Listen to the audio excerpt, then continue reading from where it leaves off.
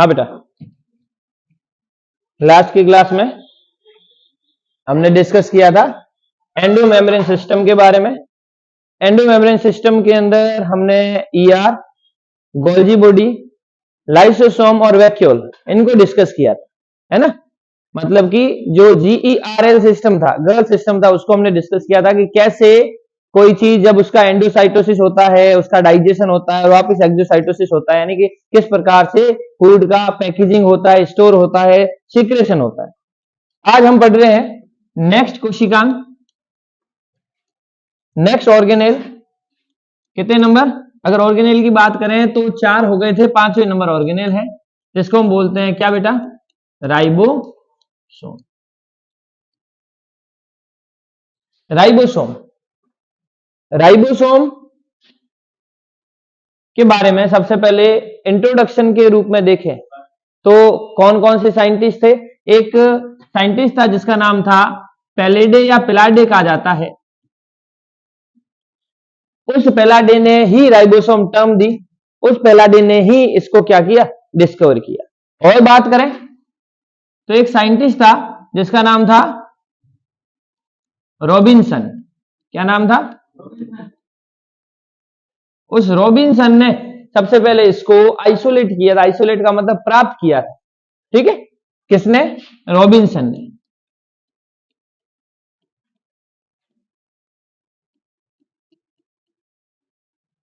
आगे बात करते हैं राइबोसोम को किन किन और नामों से जाना जा सकता है। अगर आपको पूछे, क्वेश्चन पूछे कि प्रोटीन की फैक्ट्री, प्रोटीन फैक्ट्री तो कौन सी?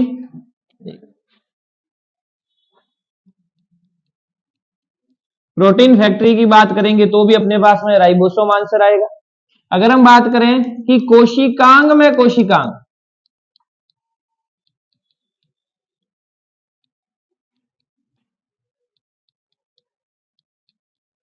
कोशिकांग में कोशिकांग का मतलब है ऑर्गेनेल, इनऑर्गेनेल। कोशिकांग के अंदर कोशिकांग, तो उसमें भी हम किसका नाम लेंगे? राइबोसोम का नाम लेंगे। ऑर्गेनेल में ऑर्गेनेल कैसे बेटा?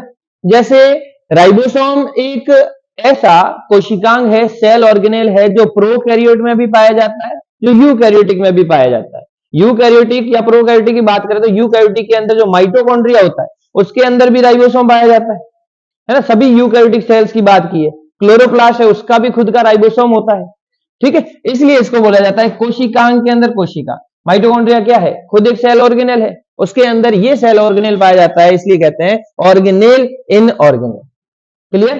और क्या बात करें, और किस नाम से जाना जाता है? बिल्कुल, सबसे छोटा कोशिका, स्मॉलेस्ट ऑर्गेनेल, ऑर्गेनेल, सबसे छोटा कोशिका। अब क्या बात करते हैं कि ये जो राइबोसोम है वो होता किन किन में? सभी प्रोकैरियोट्स में,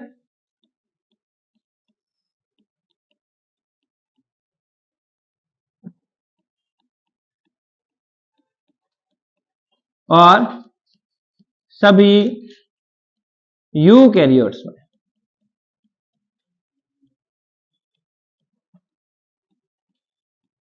यूकैरियोट्स के अंदर ये जो है वो पाया जाता है, बट किसके अंदर नहीं होता? जो मेमेलियन आरबीसी मतलब कि मैच्योर आरबीसी रहती है उसके अंदर राइबोसोम नहीं होता। मेमेलियन आरबीसी में नहीं। अब आगे बात करते हैं कि राइबोसोम कितने प्रकार का होता है, राइबोसोम का काम क्या है। अगर राइबोसोम का फंक्शन देखें तो फंक्शन सबसे मुख्य कार्य क्या है बेटा? प्रोटीन का सिंथेसिस करना, संश्लेषण करना, प्रोटीन को बनाना। क्लियर? राइबोसोम जो है बेटा दो चीजों से मिलकर बना होता है। एक तो बना होता है आरआरएनए से और एक बना होता है प्रोटीन से। एक बना होता है आरआरएनए से और दूसरा बना होता है बेटा प्रोटीन से। आरआरएनए की बात करें और प्रोटीन की बात करें तो इस बेस पे हम राइबोसोम को कितनी कैटेगरी में डिवाइड करते हैं? 2 कैटेगरी में डिवाइड करते हैं। किस तरीके से करेंगे? देखो बेटा, एक तो राइबोसोम होता है प्रोकैरियोटिक राइबोसोम। प्रोकैरियोटिक राइबोसोम का मतलब कौन सा राइबोसोम? 76 एस टाइप का राइबोसोम। एस क्या है? एस बेटा स्वेडबर्ग यूनिट है, या हम जिसको सेडिमेंट्री रेट या अवसादन दर कहते हैं। एस क्या है? इस एस को मैं इधर लिख रहा हूं। एस जो है उसको हम स्वेडबर्ग यूनिट या इसको हम सेडिमेंटेशन रेट, सेडिमेंट्री रेट या कह सकते हैं अवसादन दर। एस है इसलिए इस हिसाब से इंग्लिश में ध्यान रखना, सेडिमेंटेशन या सेडिमेंट्री रेट। और जो एस है वो जो आगे नंबर है वो यही बता रहे कि इसकी सेडिमेंट्री रेट क्या है। दूसरी बात करें, कौन सा कहेंगे?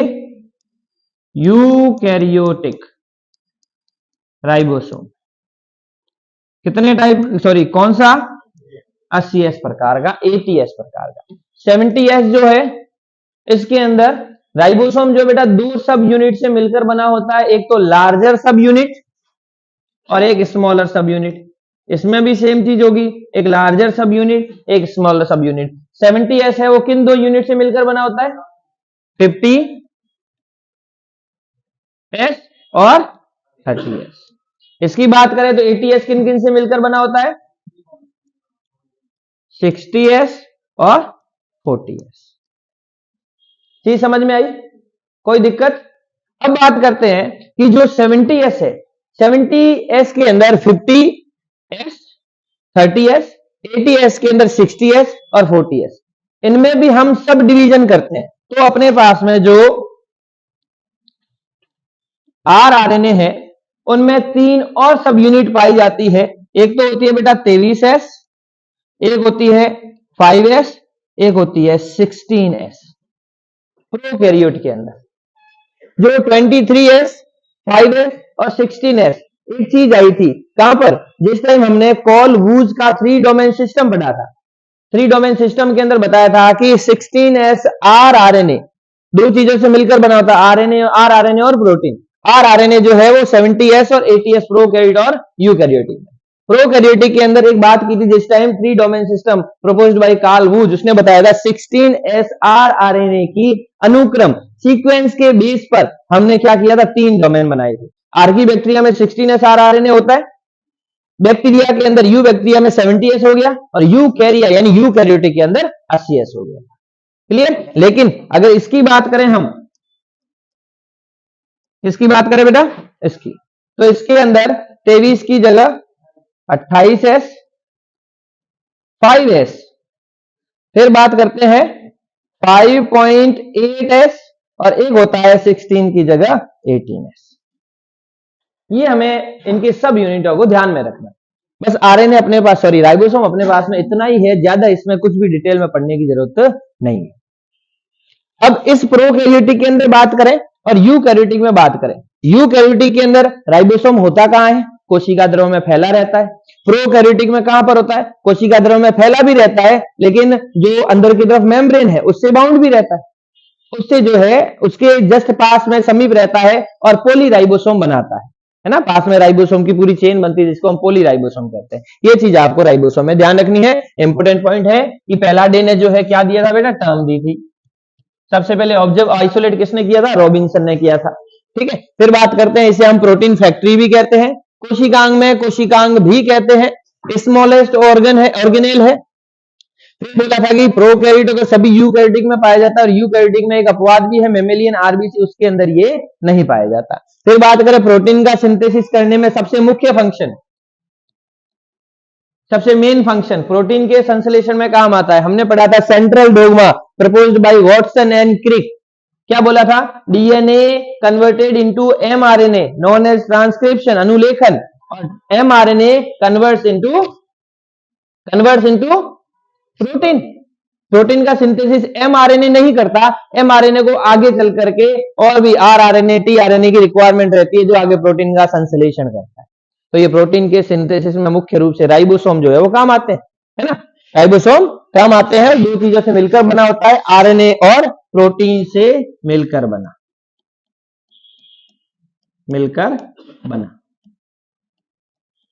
फिर टाइप, दो टाइप के, प्रोकैरियोटिक और यूकैरियोटिक। प्रोकैरियोटिक में 70s होता है और एस क्या है, एस स्वेडबर्ग यूनिट है, या जिसको हम सेडिमेंटेशन रेट भी कहते हैं, अवसादन दर भी कहते हैं, ठीक है। और यूकैरियोटिक में 80s है, 70s है, जो दो राइबोसोम की यूनिट लार्जर और स्मॉलर से बना होता है, 50s और 30s। और 80s की बात करें तो ये होता है 60s और 40s। अब कभी कभार क्वेश्चन आता है कि सर यहाँ तो 70 है, यहाँ 50 और 30 कैसे, ये तो 80 होते हैं, यहाँ 80 है, यहाँ 60 और 40 कैसे। बेटा ये इसके टुकड़े नहीं कर रखे। 70s जो है वो अपने पास में इस 70s की जो अवसादन दर है वो दो दरों से मिलकर बनी है। ये इसकी अवसादन दर है 50 है, ये इसकी अवसादन दर है जो लार्जर यूनिट है इसकी राइबोसोम की, वो 70s और 80s है। ये इसको मैंने दो भागों में नहीं बांटा है, ये पूरा का पूरा राइबोसोम एक बड़ी यूनिट और एक छोटी यूनिट, इन दोनों से मिलकर बना होता है। ये जो है इनकी अवसादन दर है 50 अवसादन दर और 30 अवसादन दर का मतलब सेडिमेंटेशन रेट। वही सेम चीज जो है इसके लिए भी लागू होती है, इसके लिए भी क्या होती है, एप्लीकेबल होती है। ये चीज आपको क्या करनी है, ध्यान में। क्लियर, आगे देखें, चलो नेक्स्ट अपने पास में कितने नंबर था, ये 5। नेक्स्ट आता है माइटोकॉन्ड्रिया। क्या जानते हो इसके बारे में, कुछ भी बताओ। बिल्कुल, चलो लिख देते हैं, power house of mammalian, power house of energy, कोशिका का शक्ति गृह कहते हैं। पावर हाउस का मतलब ये power house of cell.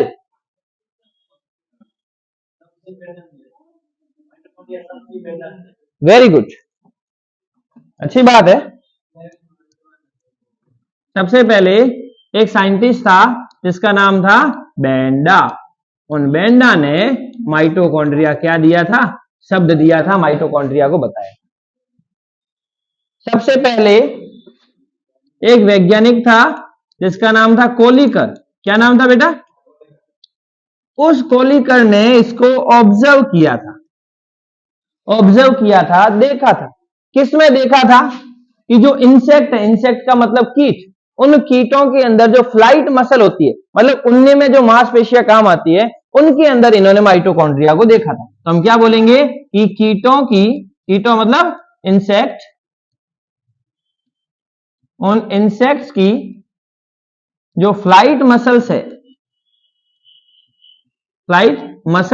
Muscles मतलब मांसपेशियों में सबसे पहले ऑब्जर्व किया, किसको, माइटोकॉन्ड्रिया। ठीक, समझ में आई, कोई दिक्कत, चलो आगे चलते हैं। बेंडा ने टर्म दिया, कोलिकर, इन दो साइंटिस्ट को ही हमें ध्यान रखना है मोस्ट रूप से। इनके अंदर आगे एक और साइंटिस्ट आएगा, बाद में देखते हैं। अब बताओ माइटोकॉन्ड्रिया को और हम क्या लिखे कि माइटोकॉन्ड्रिया के बारे में ये चीजें सही है या ये होती है। बिल्कुल, पहला ऐसा कोशिकांग जो कितनी झिल्ली से परिबद्ध रहता है, दोहरी झिल्ली से परिबद्ध कोशिकांग। दोहरी झिल्ली का मतलब डबल मेम्ब्रेन बाउंड ऑर्गेनेल। और दूसरा कौन सा है बेटा, क्लोरोप्लास्ट। और क्या देखे, माइटोकॉन्ड्रिया जो है वो कोशिकीय श्वसन की यूनिट है, यानी कि प्लांट के अंदर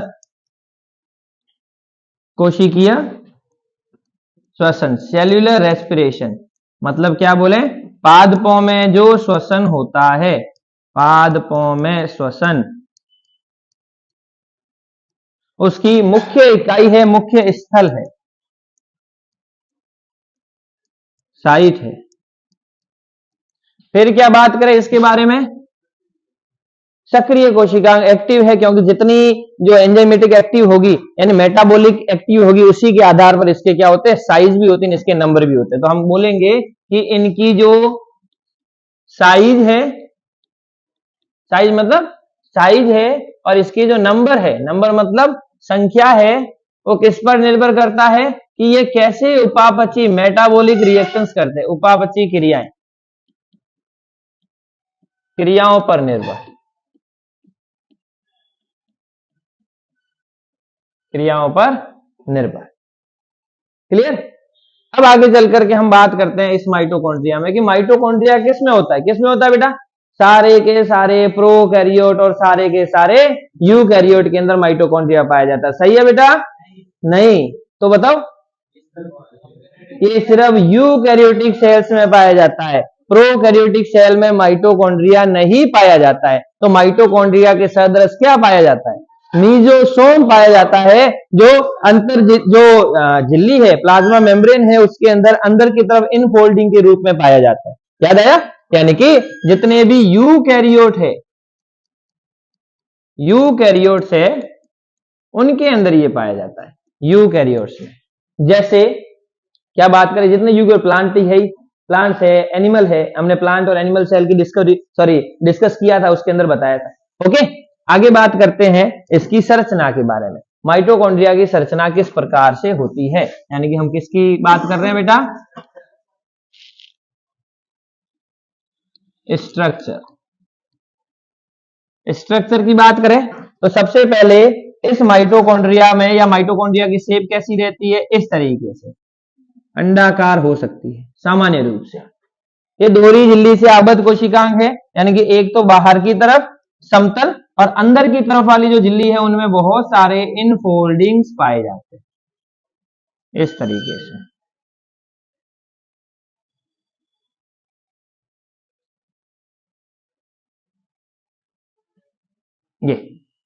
ये संरचना है माइटोकॉन्ड्रिया की। बाहर वाली मेम्ब्रेन को हम क्या बोलेंगे बेटा, ये बाहर वाली मेम्ब्रेन को हम बोलेंगे बाहरी, आउटर मेम्ब्रेन, जो कैसी होती है, परमिएबल होती है। परमिएबल का मतलब पारगम्य, ठीक है। अंदर वाली झिल्ली को हम बोलते हैं आंतरिक झिल्ली, आंतरिक झिल्ली, इनर मेम्ब्रेन। ये कैसी होती है बेटा, सेलेक्टिव परमिएबल होती है। ध्यान रखना बेटा, सेलेक्टिव परमिएबल मतलब चयनात्मक रूप से पारगम्य होती है। इनके अंदर जो प्रोटीन होता है वो होता है लेस, इनके अंदर जो प्रोटीन का कंटेंट है वो होता है हाई। आगे चले, बीच में बहुत सारे इनफोल्डिंग्स पाए जाते हैं। इन अतिवर्दियों को हम क्या बोलते हैं, क्रिस्टी बोलते हैं या क्रिस्टा बोलते हैं, क्रिस्टी बोलते हैं। क्लियर। इसके अंदर ये जो खाली जगह है यहां पे, ये वाला, इसको हम बोलते हैं पेरी माइटोकॉन्ड्रियल स्पेस। क्या बोलेंगे, पेरी माइटोकॉन्ड्रियल स्पेस, या इसको हम बोलते हैं अवकाश। अब चलते हैं अंदर की तरफ। अंदर पूरा का पूरा जो लिक्विड है, यस, उस लिक्विड को हम बोलते हैं मैट्रिक्स।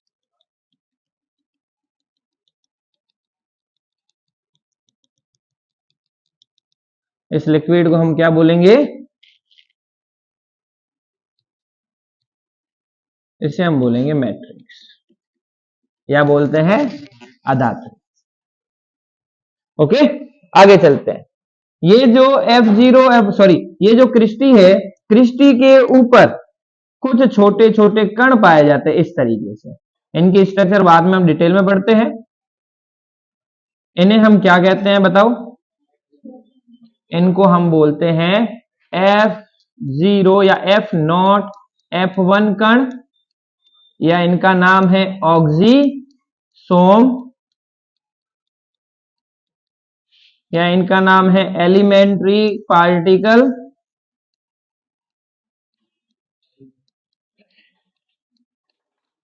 या हम इन्हें कहते हैं प्रारंभिक कण। ठीक समझ में आई बेटा? ये इनके अंदर पूरी संरचना पाई जाती है। इसके अलावा कुछ होता है इनमें और? इससे जस्ट पहले हमने क्या पढ़ा? राइबोसोम। राइबोसोम क्या बोला था कि कोशिकांग के अंदर, सॉरी, कोशिकांग में कोशिकांग है, यानी कि इनके अंदर राइबोसोम भी पाया जाता है। बिल्कुल होता है, क्यों नहीं होता? ये इसको हम बोलेंगे राइबोसोम। ये इसका डीएनए।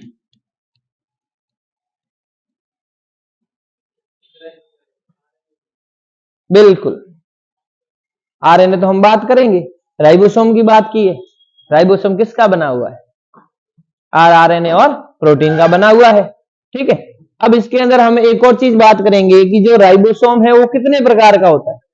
70 टाइप का। जो कोशिकांग में कोशिकांग है, यानी कि जो क्लोरोप्लास्ट है और जो माइटोकॉन्ड्रिया है, इनके अंदर जो राइबोसोम है वो कितने टाइप का है? 70 टाइप का। आगे देखें। चलो, ये जो अपने पास में क्या हुआ बेटा? क्या यूकैरियोटिक? देखो, माइटोकॉन्ड्रिया तो यूकैरियोटिक सेल में पाया जाता है, लेकिन इनके अंदर जो राइबोसोम होगा वो 70 टाइप का होगा। हमने ये बात नहीं की कि यूकैरियोटिक में 70, यूकैरियोटिक के अंदर एक कोशिकांग है जिसका नाम है माइटोकॉन्ड्रिया, उसके अंदर राइबोसोम 70 टाइप का होता है। एक और पाया जाता है 55S का मैमल्स के अंदर। स्तनधारी जो होते हैं, मैमल जो होते हैं, उस मैमेलियन जो मैमल्स है उसके अंदर जो माइटोकॉन्ड्रिया पाया जाता है आरबीसी के अंदर, वो कैसा होता है? 55S टाइप का होता है। ठीक है, आगे देखते हैं। हाँ बेटा, ये अपने पास में बाहरी झिल्ली,